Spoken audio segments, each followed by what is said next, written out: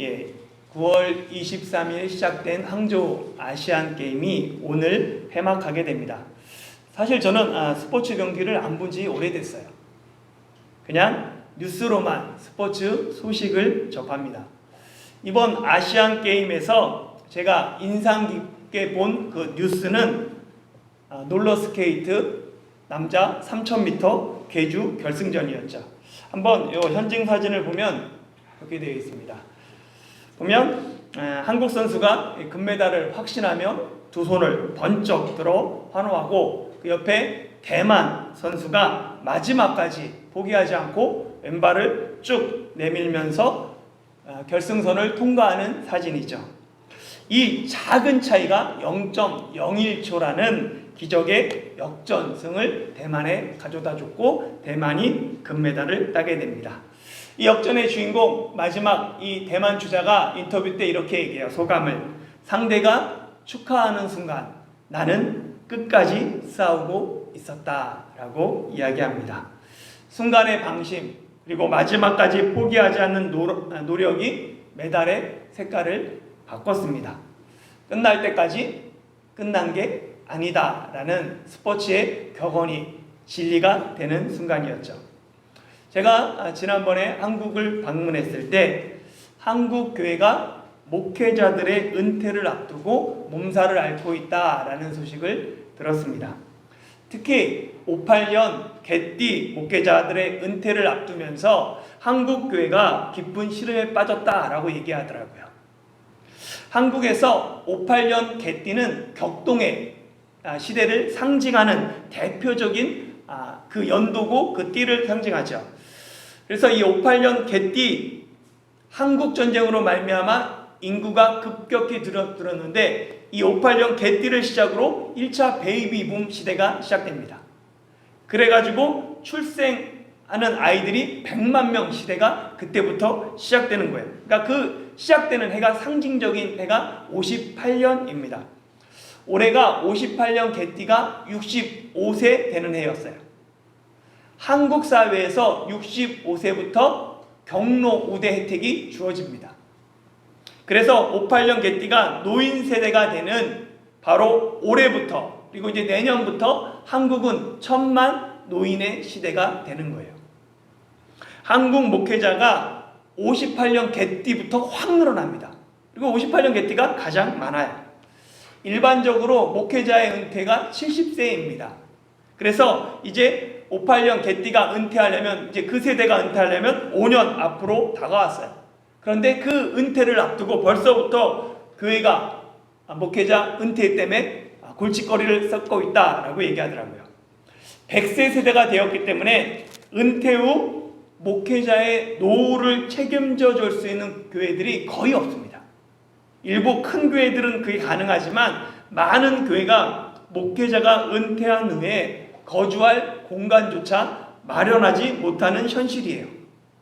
현실이 이렇다 보니까 은퇴를 앞둔 목회자도, 그리고 또 은퇴를 시켜야 될 교회도 벌써부터 이것을 조율하는데 문제들이, 갈등들이 커지고 있다고 합니다. 앞으로 목회자가 은퇴할 때까지, 아니면 은퇴한 후에도 끝날 때까지 끝난 게 아니게 되죠. 마지막까지 은퇴를 잘 마무리하는 것, 그것이 점점 어려운 세대가 되고 있습니다. 이전에는 교회가 목회자 청빙 때문에 몸살을 앓았어요. 그런데 이제는 청빙이 아니라 그 전에 이미 목회자 은퇴를 앞두고 벌써부터 교회가 갈등에 휩싸이는 시대가 되었습니다. 교회를 세우는 것 오랜 시간이 걸리고 어렵습니다. 그러나 교회가 무너지는 건 한순간이에요. 마지막까지 하나님이 도우시지 않으면 아무리 훌륭한 목회자와 건강한 교회라도 쉽게 넘어지는 시대가 되었습니다. 오늘 본문은 요셉이 파라오 앞에 서는 것으로 시작돼요. 17살부터 시작된 고난의 마지막 고린 지점이 바로 코앞에 다가왔습니다. 방심하지 않고 실수하지 않으면 고난 끝에 영광이 기다리고 있어요. 이런 상황에서 요셉이 어떻게 행했는지 함께 말씀을 살펴보겠습니다. 14절 말씀 같이 한번 읽어볼까요? 시작. 이에 바로가 사람을 보내어 요셉을 부르매 그들이 급히 그를 옥에서 내놓는지라. 요셉이 곧 수염을 깎고 그의 옷을 갈아입고 바로에게 들어가니. 아멘. 바로의 부름에 요셉은 옥에서 나와서 곧 수염을 깎고 죄수의 옷을 갈아입고 바로에게 갑니다. 고대 히브리인들 수염을 길렀을까요? 안 길렀을까요? 히브리인들은 수염을 길렀습니다. 그래서 히브리인들에게 이 수염, 백발 이런 건 연륜과 권위를 상징했어요. 사무엘하 10장에 보면 암몬 자손이 다윗이 보낸 사신들을 붙잡아다가는 수염을 반을 깎아버립니다. 그리고 다윗에게 돌려보내요. 사신들은 너무나 큰 부끄러움을 느끼고 다윗도 그 사신들의 수염이 깎인 것을 보고는 그들을 예루살렘 성으로 들여보내지 않고 여리고 성에 머물게 하면서 수염이 기를 때까지 머물라라고 얘기하죠. 그와 같이 수염은 권위와 그 위엄을 상징하는 거였어요. 그런데 히브리인들과 달리 이집트인들은 평소 수염을 깎지 않았습니다. 이집트인은 상중에만 장례가 있을 때만 수염을 길렀어요. 그렇기 때문에 파라오 앞에 수염을 기른 채 들어가는 것 이집트에서는 큰 무례였습니다. 요셉은 이집트의 예법을 따라 수염을 깎고 죄수의 옷을 갈아입고 바로 앞에 서게 되죠. 하나님을 믿는 사람들 절대 무례하지 않습니다. 그리스도인은 예의를 지키고 질서를 존중합니다. 요한복음 21장에 보면 시몬 베드로와 7명의 제자들이 갈릴리 호수에서 물고기를 잡고 있었죠. 그때 요한이 육지에 계신 예수님을 알아봅니다. 그리고 주님이시다 라고 소리치죠. 이 말을 들은 베드로는 배에 벗어두었던 겉옷을 걸쳐 입고는 물속으로 뛰어듭니다. 베드로는 급한 마음에 예수님을 보기 위해서, 부활하신 예수님을 만나기 위해서 배보다 먼저 가려고 호수에 뛰어드는데 겉옷을 걸치고 헤엄쳤어요. 당연히 빨리 가려면 호수에 겉옷을 걸치지 않고 맨몸으로 뛰어들고 수영해야 됩니다. 그런데 베드로는 거추장스러운 그 겉옷을 걸치면서 물속에 뛰어들었죠. 왜 그러냐면 벗은 몸으로, 맨몸으로 주님 앞에 설 수 없었기 때문입니다. 아무리 급해도 주님 앞에 예의를 지켰던 것입니다. 이처럼 기독교는 무례하지 않아요. 도리어 기독교는 예의를 중시합니다. 한때 한국 사회에서 기독교가 무례한 기독교로 불린 적이 있어요. 10년 전만 해도 지하철 승객들이 짜증나는 원인 1, 2위가 술주정하고 전도였어요. 그러니까 10년 전에는 객차 안에서 사실 물건 파는 사람들도 많았고 그리고 전도하는 분들도 많았죠. 10년 사이에 지하철 문화도 바뀌고 한국의 전도 문화도 많이 달라졌습니다. 요즘에는 지하철에서 제가 한국 가보니까 전도하는 분들이 없더라고요. 물건 파는 사람들도 없어요. 예전에는 가정마다 방문하고 길거리에서 전도하는 것 자주 볼 수 있었지만 이제는 점점 사라졌습니다. 시대가 변하면서 전도의 방법도 관계하는 전도로 그냥 삶에서 전도하는 걸로 변화되었죠. 전도 방법이 변해도 전도하고자 하는 그 마음은 변하지 말아야 합니다. 무례한 기독교는 멀리해야 되지만 이웃사랑의 최고의 실천은 전도인 거예요. 그들에게 줄 수 있는 가장 큰 것은 전도밖에 없습니다. 견지망월이라는 한자가 있죠. 보면 달은 잊어버리고 손가락을 본다라는 뜻입니다. 달을 보라고 손가락을 가리키면 사람들은 달은 안 보고 손가락을 볼 때 견지망월이라는 말을 사용하게 됩니다. 중요하지 않은 손가락에 집착해서 정말 봐야 될 것, 본질적으로 중요한 것을 못 볼 때 이 말을 사용하는데요. 감옥에 갇힌 술 맡은 관원장과 떡 굽는 관원장이 하룻밤에 중요한 꿈을 꿨어요. 그러나 그 꿈을 해석할 사람을 감옥에서 만날 수 없었습니다. 그래서 얼굴에 근심하는 빛이 나타났죠. 아침에 들어간 요셉이 그들의 얼굴을 보고 근심의 빛을 보고는 물어봅니다. 무슨 일이, 하룻밤 사이에 무슨 일이 있었습니까? 하니까 그들이 이야기해요. 꿈을 쭉 얘기하죠. 그때 요셉이 뭐라고 얘기하냐면 해석은 하나님께 달려 있습니다 라고 얘기합니다. 꿈 해석은 하나님께서 하신다. 문제 해결은 하나님께서 하신다. 요셉은 그들에게 뭘 증언했냐면 하나님을 증언했어요. 그런데 만 2년이 지난 후에 술 맡은 관원장이 파라오가 꿈으로 번민하니까 파라오에게 누구를 추천하면 요셉을 추천해요. 그는 하나님은 잊어버렸습니다. 해석은 하나님께 달렸다라는 그 요셉의 말은 잊어버리고 파라오에게 하나님이 아닌 요셉이 꿈을 해석한다라고 증언했던 거예요. 견지망얼이죠. 술 맡은 관원장은 정작 중요한 하나님은 잊어버리고 하나님을 가르쳤던 그 요셉만을 기억했습니다. 그런데 이 술 맡은 관원장의 이런 모습이 세상 사람들의 모습이에요.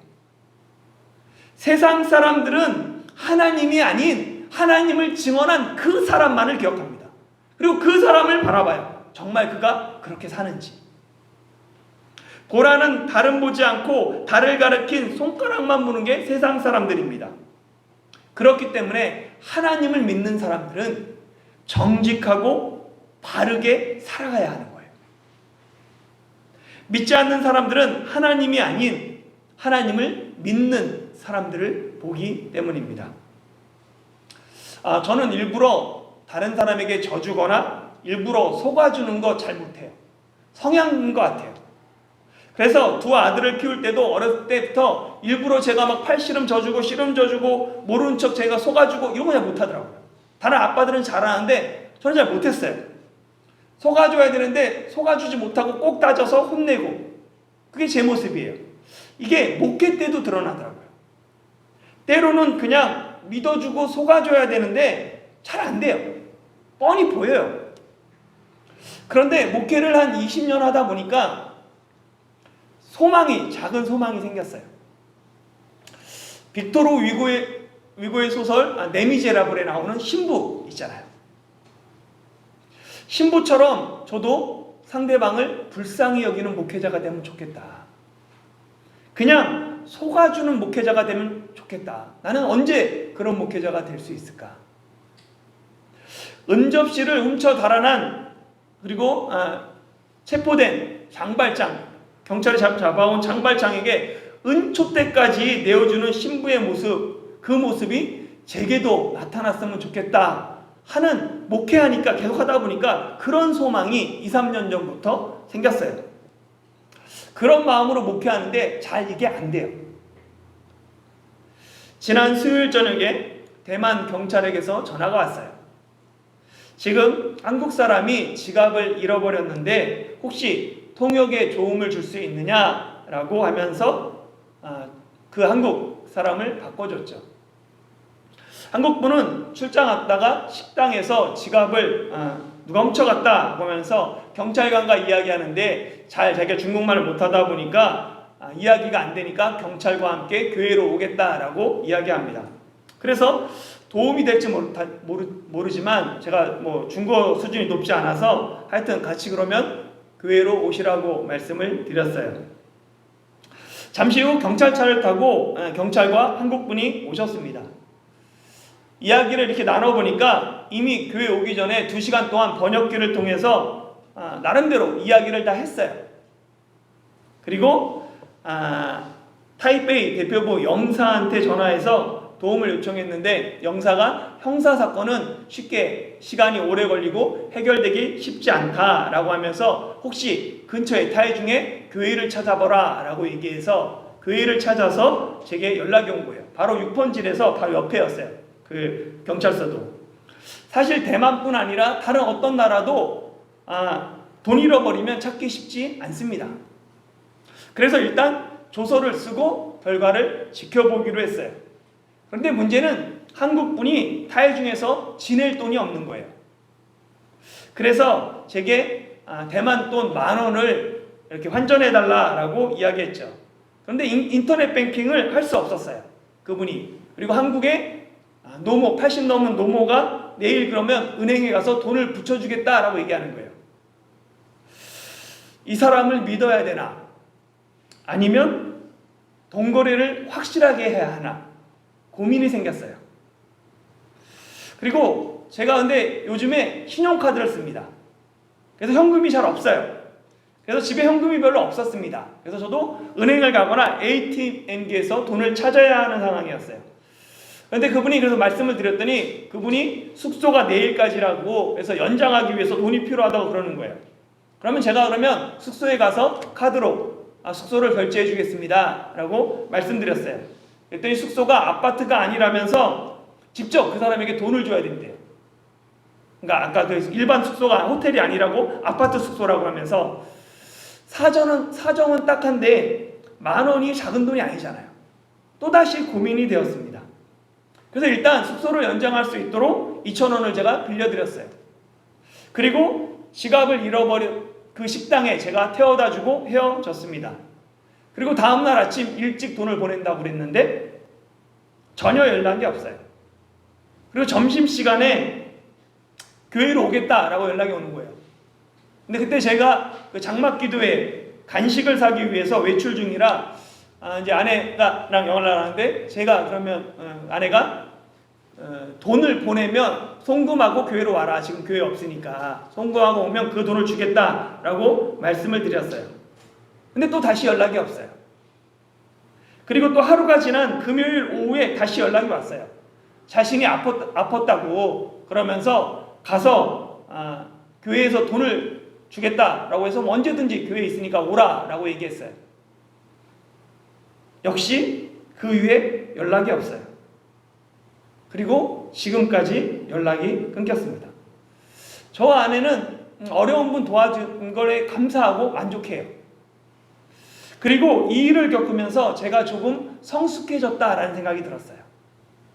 비록 레미제라블의 신부처럼 은초 때까지는 내어주지 못하지만 그래도 믿어주려고 하는 제 모습에 스스로 대견했어요. 사정이 있겠지. 외국까지 와서 얼마나 힘들까. 그 어려운 마음들이 그냥 이해하려고 해요. 장발장이 예상하지 못한 신부의 사랑과 국률에 잠 못 이루며 그날 밤 무릎 꿇고 하나님께 통회에 자복했던 것처럼 나를 통해 단 한 사람이라도 하나님께 돌아오는 일에 쓰임받는 목회자가 되면 좋겠다라는 소망이 있습니다.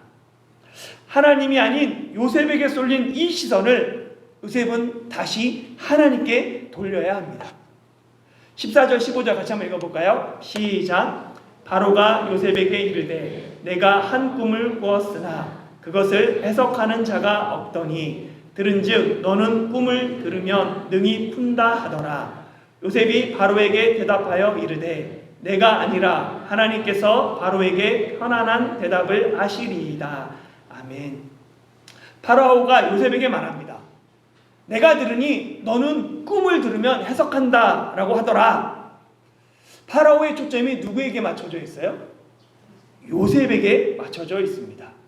요셉이 꿈을 해석할 것이라는 이 파라오의 기대에 찬 질문에 요셉이 찬물을 끼얹어요. 아닙니다. 당신이 틀렸습니다. 내가 아니라 하나님이 하십니다. 나의 능력이 아니라 하나님의 능력입니다. 내 힘이 아니라 하나님의 힘입니다. 이집트의 절대자 파라오 앞에서 요셉은 당당하게 당신이 틀렸습니다. 당신의 기대는 잘못되었습니다. 내가 아닙니다 라고 말합니다. 지금 요셉은 제수의 신분이에요. 비록 제수의 옷을 벗고 파라오 앞에 섰지만 어떻게 해서든지 파라오에게 잘 보여서 그 억울한 감옥 생활을 끝내야 됩니다. 이 기회가 주어졌을 때 자신의 능력을 인정받아 아버지의 집에 돌아가야 돼요. 그런데 요셉은 내 능력이 아니라 하나님의 능력입니다 라고 말합니다. 바로 앞에 선 이 요셉은 예전의 요셉이 아니에요. 창세기 37장에서 요셉은 꿈을 꿨죠. 그리고 형들에게 자랑합니다. 내 꾼 꿈을 들으시오. 꿈을 자랑하며 꿈의 주인공이 자신인 것을 드러내고 싶어서 안달이었어요. 그러나 고통을 통과한 30살의 요셉은 내 꿈이 아닌 하나님의 꿈을 이야기합니다. 내가 주인공이 아니라 하나님이 주인공이심을 이집트의 파라오 앞에서 당당하게 고백하고 있습니다. 사람은 자신이 이룬 것이 조금이라도 있으면 그 영광을 자신에게 돌리려고 하는 경향이 있어요. 내가 이뤘다고 생각하고 영광을 자신에게 돌릴 때 그때 조심해야 됩니다. 많은 사람들이 그때 넘어져요. 사도행전 12장에 보면 헤롯 왕이 두로와 시돈 사람들에게 분노해서는 그들에게 공급하던 양식을 끊어버립니다. 이에 두로와 시돈 사람들은 어떻게 해서든지 헤롯과 화해하려고 했어요.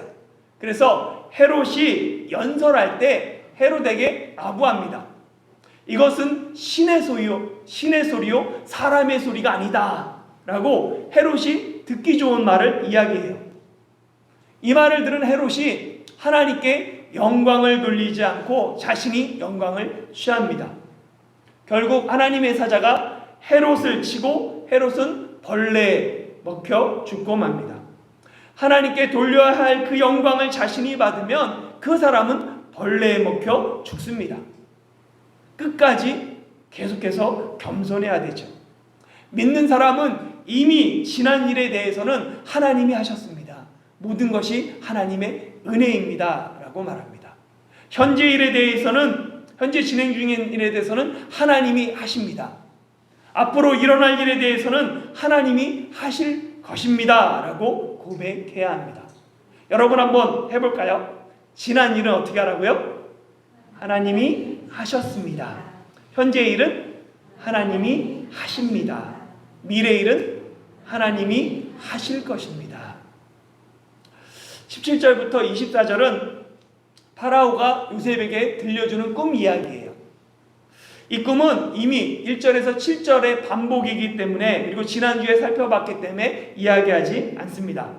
이어지는 25절부터 32절은 파라오의 꿈에 대한 요셉의 해석이에요. 요셉은 파라오에게 이렇게 얘기해요. 하나님이 하실 일을 파라오에게 보이신 것이다 라면서 또다시 하나님을 증언합니다.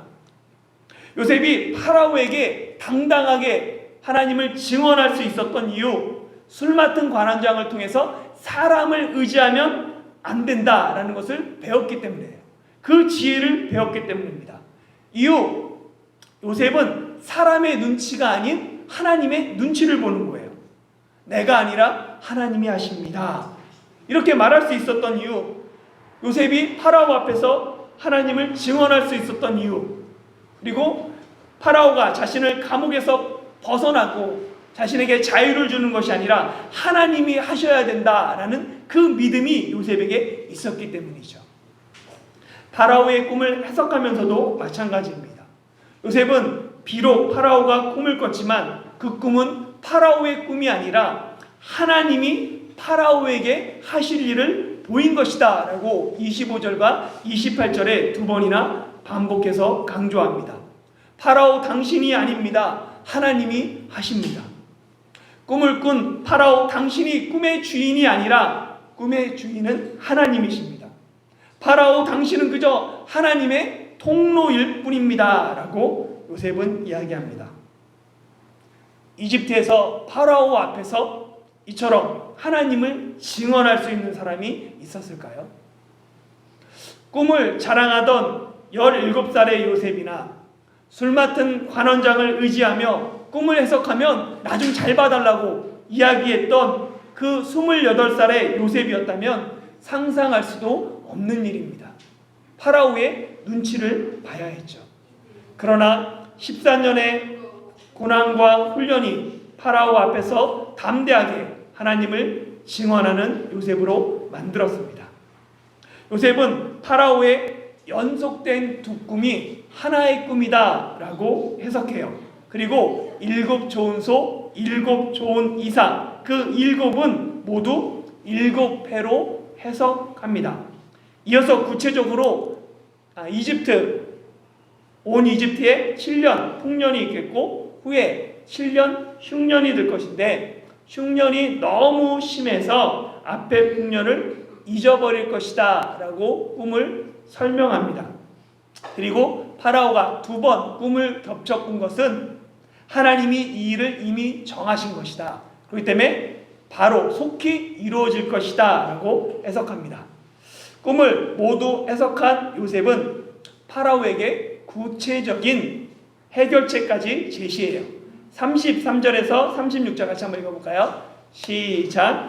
이제 바로께서는 명철하고 지혜 있는 사람을 택하여 애굽 땅을 다스리게 하시고, 바로께서는 또 이같이 행하사 나라 안에 감독들을 두어 그 7해 풍년에 애굽 땅의 5분의 1을 거두되 그들로 장차 올 태풍년의 모든 곡식을 거두고 그 곡물을 바로의 손에 돌려 양식을 위하여 각 성읍에 쌓아두게 하소서.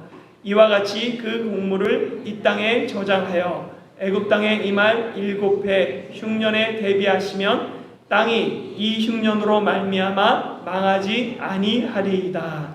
아멘. 요셉의 이 탁월함은 꿈을 해석했을 뿐만 아니라 짧은 시간에 구체적으로 해결책까지 제시하고 있다는 점입니다. 요셉은 파라오에게 명철하고 지혜 있는 사람을 택하여 이스라엘을 다스리게 하라라고 제안해요. 꿈을 꾼 사람은 흔히 착각하는 게 있어요. 그 꿈이 내가 꾼 꿈이기 때문에 내가 해결해야 된다, 내가 꿈의 주인공이다 라고 생각하게 됩니다.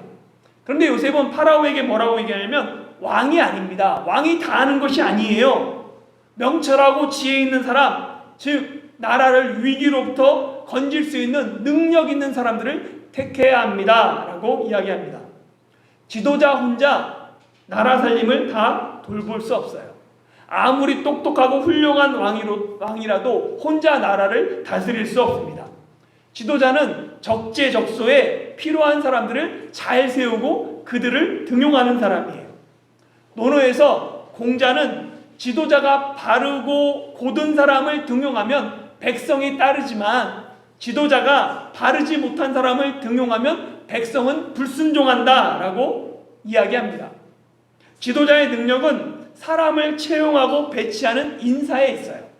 그래서 인사가 만사입니다. 좋은 인재를 잘 뽑아서 적재적소에 배치하면 모든 일이 자연스럽게 순리대로 잘 풀려가요. 그러나 그렇지 못하면 문제가 발생합니다. 그렇기 때문에 요셉은 지혜롭고 능력 있는 사람들을 택하라 라고 말하고, 이어서 파라오에게 나라 안에 감독관들을 두어서 7년의 풍년 동안 5분의 1을 거둬서 각 성읍에 두고 그것을 흉년을 대비하라 라고 말합니다. 일반적으로 이집트인이 나라에 바치는 세금은 10분의 1이에요. 그런데 요셉은 풍년 때 세금을 5분의 1로 올려서 미리 흉년을 대비하라 라고 말합니다. 풍년 때 흉년을 대비하지 않고 흥청망청 낭비와 사치를 부리는 사람과 나라는 얼마 가지 못해 망하죠. 한국은 1996년 선진국 클럽이라고 불리는 OECD의 29번째 국가로 가입하게 됩니다. 그런데 너무 일찍 샴페인을 터뜨리게 되죠. 그래서 그 다음 해인 1997년 IMF 외환위기를 맞습니다. 한각의 기적이라고 불리며 매년 7% 이상의 경제 성장률을 자랑하던 한국은 풍년의 때에 흥청망청 축배를 들다가 하루아침에 나라가 망하는 경험을 하게 됩니다. 풍년의 때 흉년을 대비하는 지혜가 필요합니다. 아무리 풍년이라도 소득의 20% 내는 것 쉽지 않아요. 그러나 그 20%가 흉년 때 구원의 밧줄이 되었습니다. 사랑하는 성도 여러분, 요셉은 극심한 흉년으로 나라가 망한다는 꿈 앞에서 도리어 미래를 지혜롭게 대비하라고 말합니다. 코로나 이후 전 세계가 물가 상승으로 고통받고 있습니다. 요즘 한국과 대만에서 경제가 어렵다라는 이야기를 자주 들어요. 풍년과 흉년을 대비하는 지혜가 필요합니다. 풍년 때 허랑방탕하게 살다가 흉년에 구걸하는 탕자가 아니라 풍년에 흉년을 대비하는 지혜로운 인생들이 되시기를 예수님의 이름으로 축원합니다.